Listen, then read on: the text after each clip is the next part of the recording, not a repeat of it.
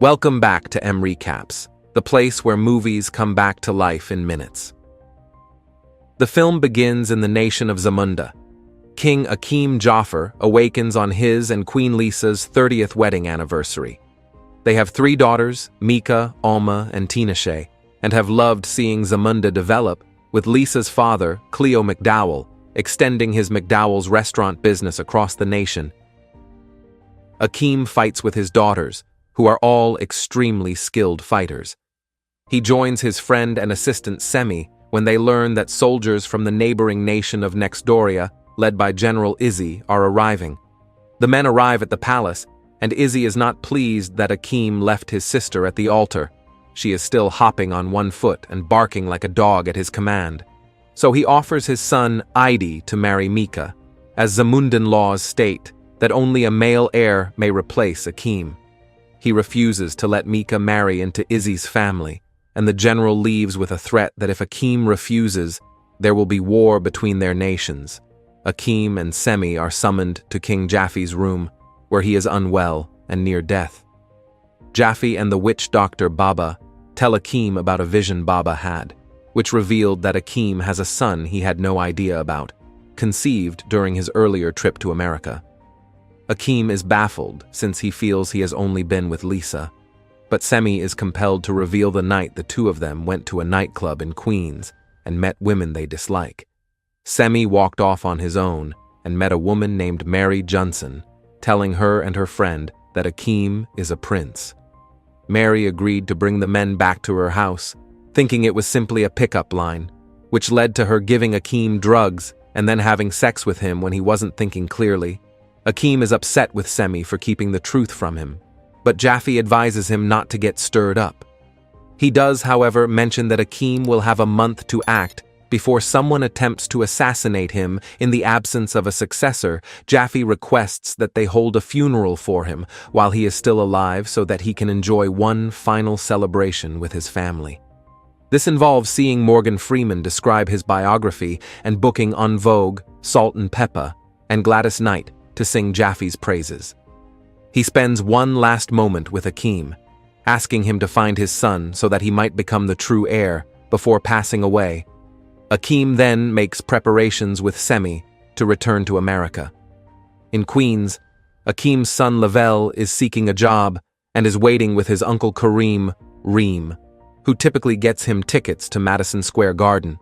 When Lavelle sits down for the interview with Mr. Duke, he quickly sees that Duke and the people who formed the company have prejudiced beliefs about black people, and he quits. Akeem and Semi arrive in Queens and visit Clarence and Morris's barber shop, where Saul remains a customer. Akeem asks if they have seen Lavelle, and they say they typically see him at the garden. Akeem gets there and discovers Lavelle attempting to scalp tickets, and he tells him who he is. Despite his reservations, Lavelle returns Akeem to his apartment, where Mary and Reem, along with other friends and family, have gathered to celebrate Lavelle's birthday. Mary knows Akeem, but does not believe he is royalty until Semi drops a suitcase with cash and gold bars, confirming they are who they claim to be. When Akeem asks to bring Lavelle back to Zamunda, he only agrees if Mary can join them. Akeem permits it.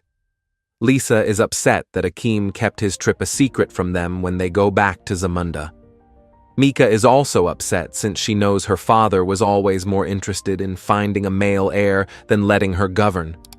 Lisa is bothered by Mary's rude behavior, which adds to their discomfort.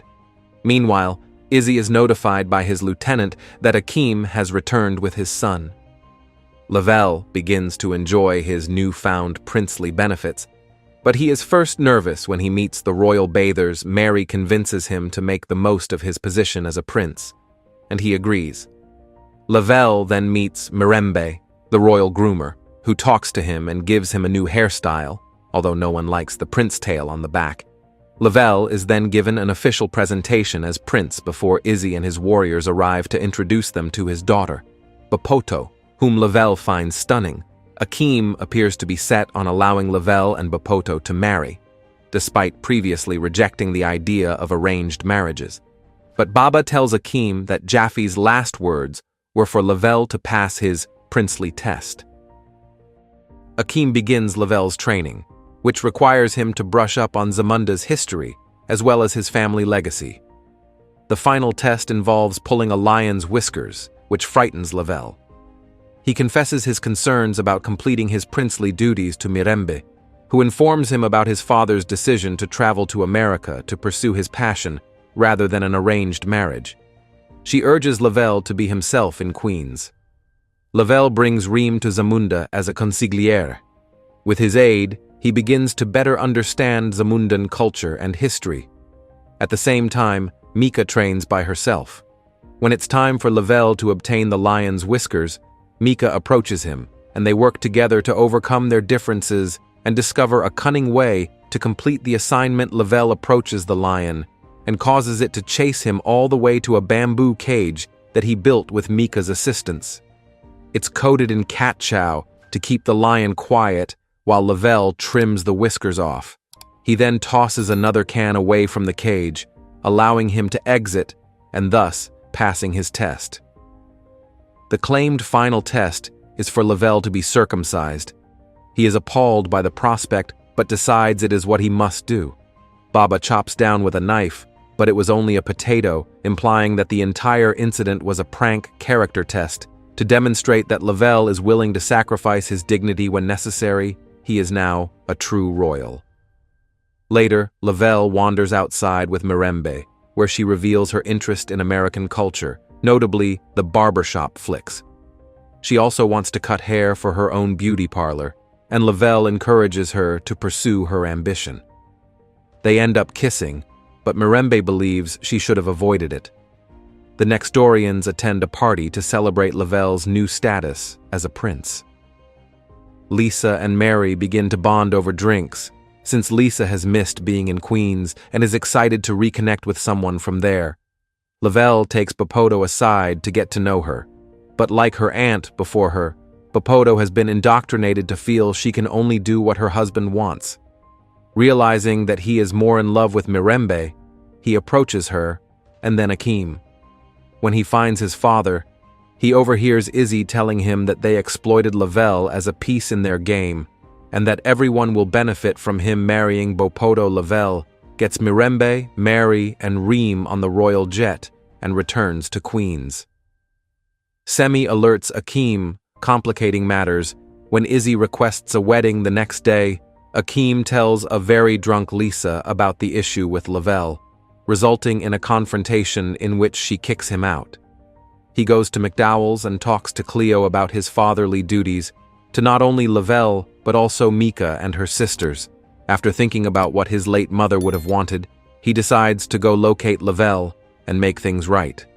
The next day, Izzy and his warriors arrive only to discover that neither Akeem nor Lavelle is present. Izzy orders his soldiers to capture and imprison Mika, but she defeats them on her own and is soon joined by Oma and Tanashi. This causes Izzy and his troops to surrender back in Queens. Lavelle's family takes them to Reverend Brown's church, which is the only one they can find. Akeem visits the barbershop again and is directed to the church where he attempts to stop the wedding. He apologizes to Lavelle for not considering his feelings and wishes him and Mirembe well. Akeem goes to Zamunda with Gladys Knight to help apologize to Lisa, promising to do just what is best for the family. Lavelle and Mirembe are married, but Akeem informs Mika that she will be legally crowned queen, with Lavelle remaining a prince, but serving as ambassador to the United States. Akeem also makes amends with Izzy and Nexdoria. Everyone celebrates with DeVito, as well as Randy Watson and his band Sexual Chocolate, who perform We Are Family.